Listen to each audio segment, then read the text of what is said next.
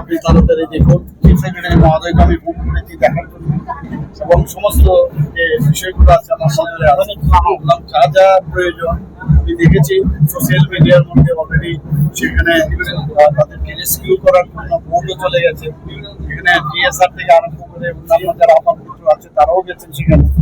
সব দিক দিয়ে আমাদের ডিজাস্টারের যা যা লোক আছে তারা সবাই কিন্তু এর সাথে অ্যাক্টিভ আছে।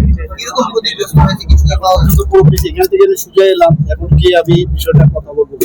রাজ্য সরকার থেকে কি কি সুযোগ সাহায্য আমাদের ডিজাস্টারে যা যা আমরা এর আগেও হয়েছে, শুধু আমাদের ত্রিপুরাতে না বহু জায়গায় হয়। এখন আমি পুরোটা আগে খতিয়ে দেখবো কি কি বিষয়।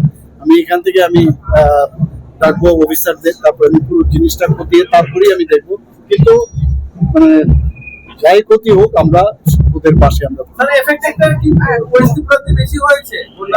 আমার কাছে যা খবর আছে যে যেহেতু বৃষ্টিটা হয়েছে পাহাড়ে প্রচুর বৃষ্টি হয়েছে, সেখান থেকে এই জলটা এখানে চলে আসছে। স্যার, হাওড়া নদীর জল কি বিপদ সীমার উপর দিয়ে বইছে? হাওড়া নদী তো আমি দেখলাম সেই রকম জল হয়েছে, সেই রকম ভাবে ইভেন গোমতী নদীও আমি দেখে এসেছি। তো সেই রকম ভাবে আমার হচ্ছে খবর নিয়ে এখন গেলে আমি বুঝতে পারবো।